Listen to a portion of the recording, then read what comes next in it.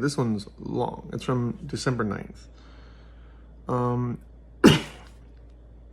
So first of all, I had this idea, right? We're going to back to Lindsey. I had this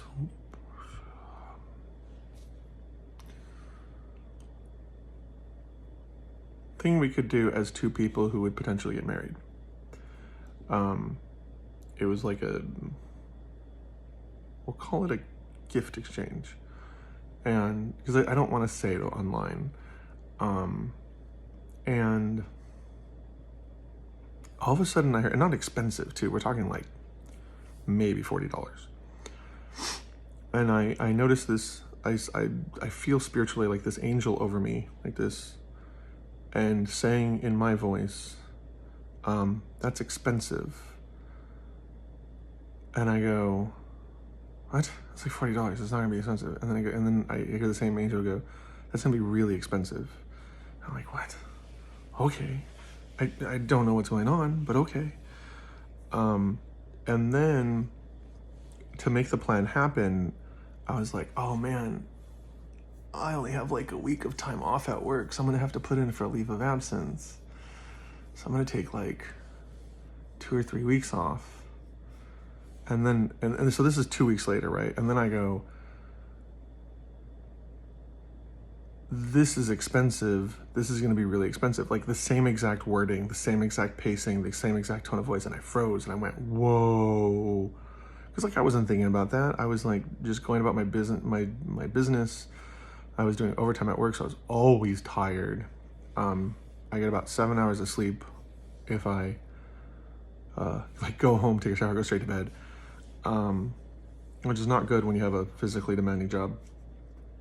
So, but I was like, whoa, that's exactly what happened. And so that's one of the reasons why I have to take what happens seriously is things like that. Okay, and so the next dream I wrote down for that day, because like I'll fall asleep and I'll get like a flash of a dream and I'll wake up and record it because like this is awesome. Baby taking a baby around, I think it was my friend David's kid, I don't know, maybe mine in the future. David learning how to hit on big fish because he has patience for big fish.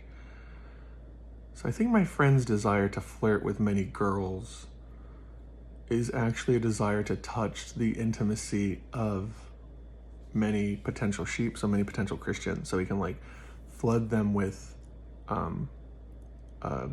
spiritual love, like a kinship, like a spiritual family love, instead of trying to have physical relationships with them. And then it's kind of embarrassing to do this, but like I have to, like I can't keep words that God gave me quiet. I mean, some of them he'll give and I'll keep those quiet. I wrote, oh my God, Lindsey, you're a bigger fish than I thought you were. It mixes with my power so greatly and it fits on you well. So sometimes like when I give people gifts, it always mixes really well, but she seems to have like an art and a calling. I think because her desire is to like be a wife and be a mom. And then mine is to like be a father and be a husband. And then like Lindsey wants to bring joy to the world and I want to bring joy to the world. Everything just whoosh, like harmonizes and like shoots up. So I wrote that down. Obviously I was seeing something and feeling something in the moment, and I don't want to deny that part of the story. It's interesting watching Lindsey with my powers. Like they do fit well on her. She won't know it for a couple years while they soak in and sink in and hook up, and she'll use them. And this is important because I've given people the full breath of a peer level power before, my friend Regina. And when I did this a decade ago, the girl got a massive headache for like 45 minutes. And then all of a sudden she like had my gift of discernment. I could just see everything and understand everything. And she was kind of like, I'm not trying to put her down, but she was kind of like really ditzy. And then in 45 minutes, just bam, like completely different person. So since then, I've let people gradually warm up to the full breadth of the power I pass to them. And so, I can feel this is resonating with someone. Oh man, I felt that in my gut. Whoa. Feels like fire and cold water, like rainwater. Oh, okay. So I saw her like this Rocketeer, like she had on a jetpack and then a helmet armor. And it was really cool. It was like steel and like blue. It's like a blue and a blue steel. It's really interesting. It kind of reminded me of like what a modern day Samus would look like, because I like Samus Aran. She's like my favorite video game character ever from the Metroid series. And in case you want to know about the gifts of the Spirit, it's from 1 Corinthians chapter 12, 8 through 10. And this is the easy way. They are wisdom, knowledge. So wisdom is like, you have an easier time kind of appraising things in life. Like you'll know this is definitely this is definitely that, this outweighs that. And you kind of just can measure things about life and philosophy better and easier and more clearly. Word of knowledge is how I'll sometimes get information I shouldn't have. Like I was praying for this one woman and we healed her wrist really quick from an 8 to a 0. And then her back was just being stubborn. And finally I like focused and listened. And I said, okay, there's something in you haven't forgiven. And she goes, well, I'm like, I don't have to know. But there's something you've done that you have not forgiven yourself to do. She goes, yeah, like you have to forgive yourself. And she goes, well, I'm like, no. I'm not trying to be a bully. God gets to judge you. You don't. God has forgiven you. You have to accept that. If you have not accepted that, that's inappropriate. God gets to judge you. You can talk to him. You don't get to judge yourself because you're not as good at it as God. So you're going to be a Christian or you can be a stubborn fool. And she goes, okay. And I'm like, you forgive yourself? She's like, yeah. And then we prayed, went down to a 0. So I healed her back and I healed her wrist, and that was freaking awesome. Because the best part is I don't have a mana pool. I just can pray and heal. Jesus healed 4,000 people one afternoon, and then he said, I tell you this, you'll do bigger and greater things than I have here. And then he said, the power of the resurrected Spirit of God is also in you. That's the Holy Spirit. Okay. So the actual Bible verse, it's a little bit tricky because it's like the way they say it. 1 Corinthians 12, 8 through 10. Some of us can speak with wisdom, while others can speak with knowledge, but these gifts come from the same Holy Spirit. To others, the Holy Spirit has given great faith, or the power to heal the sick, or the power to work mighty miracles. Some of us are prophets. Some of us can recognize when God's Spirit is present. That's a gift of discernment. Others can speak different kinds of languages. That's a gift of tongues. And still others can tell what these languages mean. Interpretation of tongues. But it is the Holy Spirit who does all this and decides which gift to give each of us. Okay, so what else did I say? Girl in front of a camera, clear-skinned, curly hair, glitter on her lips. But she was like silver and gold eyes that glittered. And then she was in healthy shape. Like she wasn't like fit, but she was like in good shape. Like she obviously, and so this was Rebekah, because Rebekah, when Rebekah starts working for me and she has a better income, we're going to get her back to exercise so she gets to a good health level. And then this is how she looks running that like United Nations type channel. So she looks great, and everyone can see like the Holy Spirit and God radiating off of her, and the gold and the silver mean spiritual pronouncement and heavenly pronouncement, like heaven. Oh my God. Like heaven recognized her. She had this dream and she's like, I don't understand. I was in like this parade. I don't know what I was in this parade, but I was walking in this parade and it was really important. And it was a really important parade. And I don't know what I was doing there. And I was like, okay. And then she said it again. I was like, okay. She said it again because like Rebekah likes to talk. She's like, we're from that, 80s and 90s. We like to talk. And then she goes, yeah, and I had these weird leaf things that were made of gold on my hair and I was wearing white. And I was like, oh my God, Rebekah. And she's like, what? Like, that means you are in the parade as, like, somebody who you were in the parade as somebody who represents heaven. And you had the gold leaf because you were actually anointed by the power of heaven. Like, for real. And she's like, oh, is that what that means? I was like, oh my God, that's so different than just us walking in parade. Like, okay, so my friend David saying, you're running across America, and once you get to Canada, it's like really beautiful and peaceful.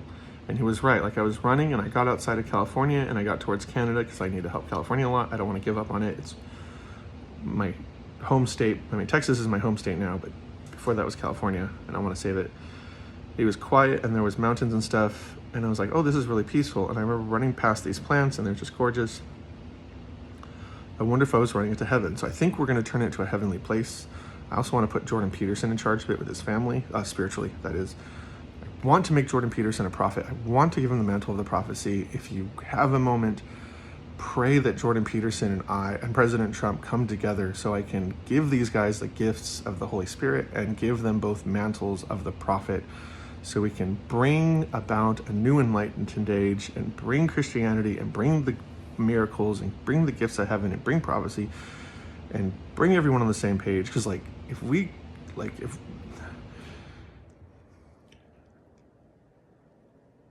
I'm not over exaggerating when I say if we work together, like, we can tell God, like, to show us new natural resources and new ways to do energy and new ways to save the ocean and new ways to develop technology to pull smog out of the sky. Like, this stuff ain't hard. We just need to work at it. And it's really easy to work at it if you involve prayer and multiple people praying. I've tested this. I remember saying, I'm all about freedom from medicine and stuff until, my dad gets hurt, and then I want centralized healthcare. So it's kind of debating like government paid healthcare and capitalistic healthcare, because what do they always say? Everyone likes free healthcare until you need something actual, and then you come to America because you can get it immediately. So my plan is to decentralize the medical industry so that we can have competition for medicine and services, because a vial insulin cost 50 cents to make, and it was sold to the medical industry for $1, the patent.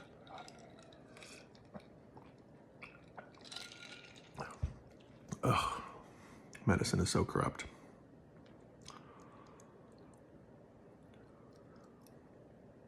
I see Destiny, that YouTuber that gets really hostile when he debates. I really want him to become Christian.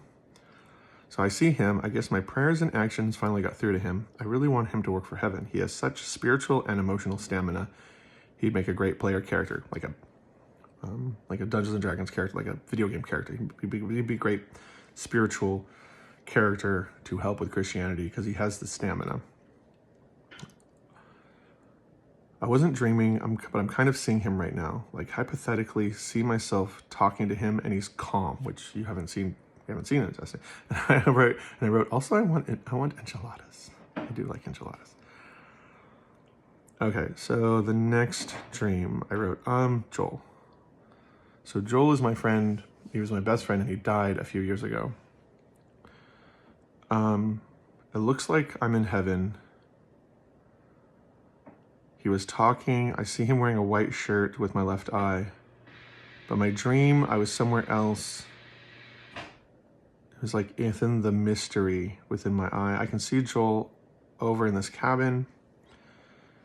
There's this room, and he made a joke. He said, I'm Joel, and I couldn't hear all of it. I think I need to finish working on my gift of interpretation of tongues. Something, and he said some words, and then he said, and someday I'm going to die. And I was like, I think they tell a lot of jokes in heaven. I saw his dad somewhere, I think because his dad gets the gift of discernment and knowledge from me or from Joel's twin brother, because I've seen him before, and it would make sense that his dad would want to see him, or at least hear about this.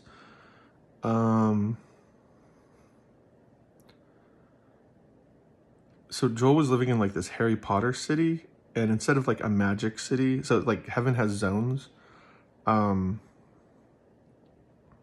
Like, think of it like different lands. I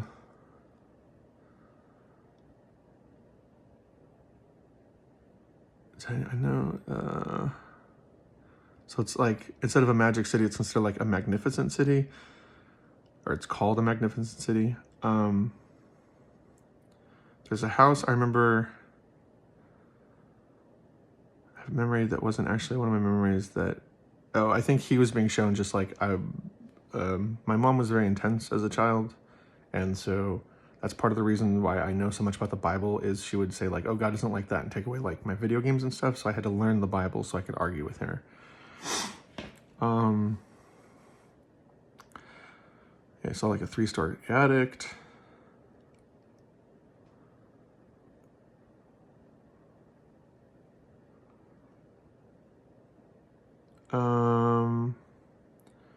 Okay, and the next part, there's a woman at the table, and it turned out to be my coworker. Oh, yeah. So I was getting lunch with a coworker, and we'd been praying for her, and this is in real life. We'd been praying for her. Wait, I know her in real life, because we're moving to a new dream, and so this is a dream, but I know the girl in real life.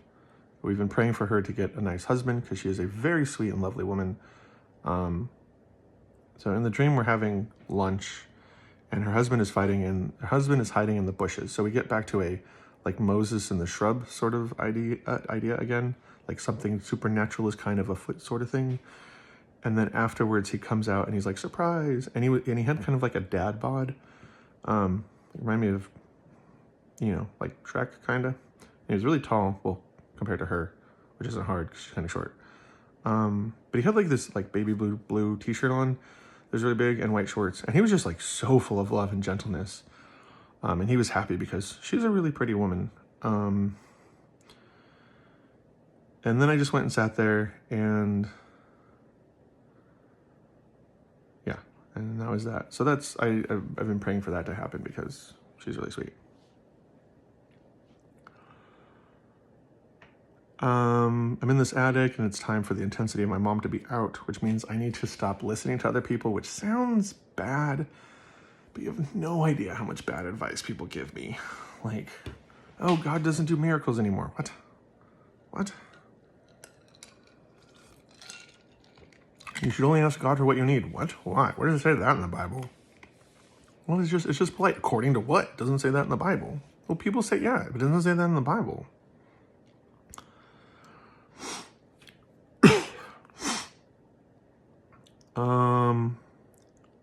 Yeah, even my therapist back 20 years ago was like, intuitive people have a hard time not listening to people because they want to make sure they're doing things correctly.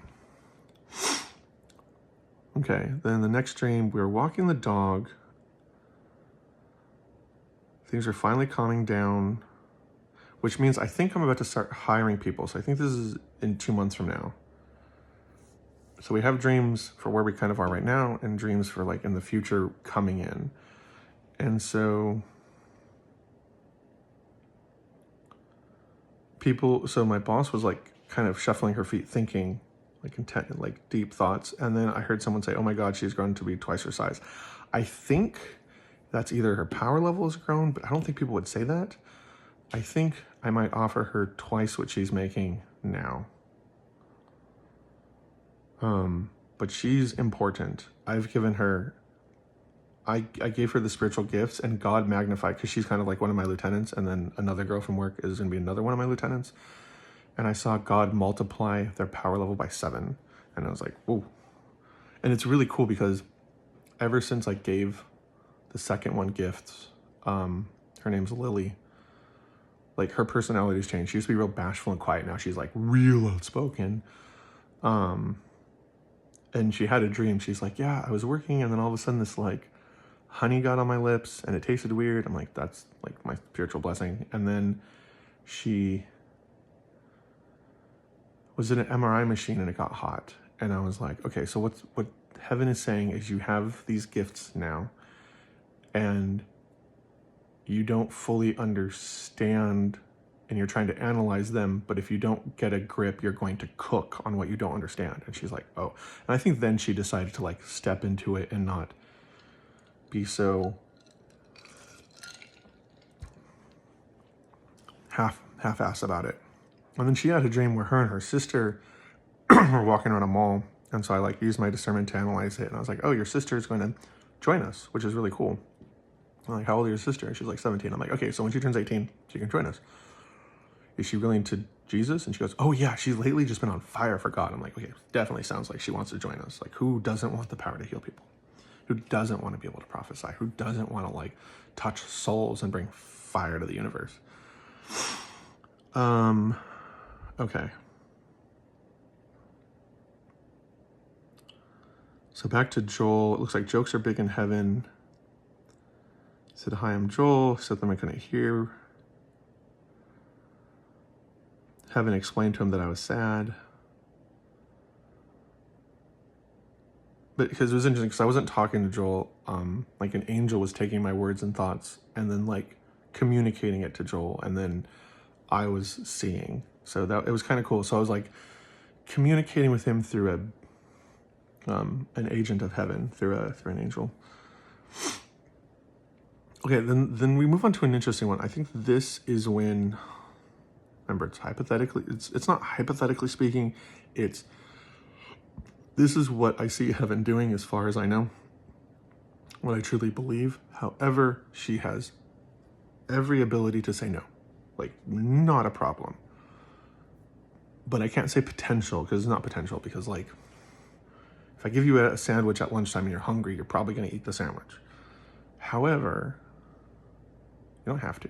Like, nobody's forcing you to take what seems to be a good thing, seems to be something for you. Okay. I saw it's like a black V, and it was made out of two things. Like, one was a plastic rubber spoon that you use for cooking, a big one.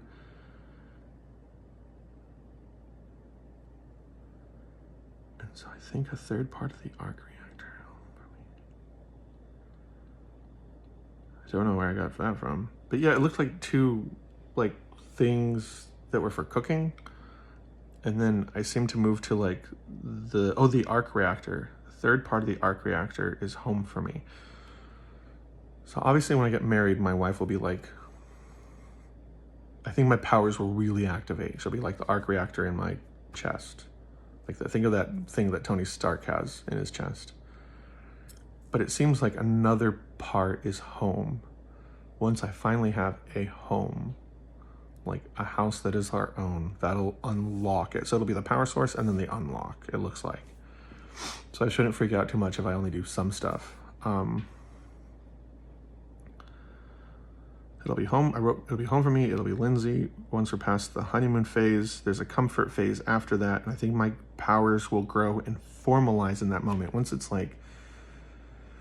Once your brain finally clicks and goes, this is home, this is family, this is my life, I think like everything will be like, boom, and it'll be awesome. Okay, the next thing, it seems like this so I've gotten the 3 Old Testament gifts, which are priest, prophet, and king. And it seems like the Old Testament gift of the priest gives context to everything, because both Rebekah and I suddenly have a ton of context. It's been really exciting, like just tons of detail. I think I explained it as how to like harvest and plant civilization is the priest power. And that's it. That's for December 9th. Love you guys. Pray a bunch. Pray for me. Pray for Lindsey. Pray for God. Pray for Christmas. Pray for New Year's Day. Pray for your family. Pray for people to stop trying to mess with our country. And pray for the war to die down. Love you guys. Pray for good sports this year and good movies.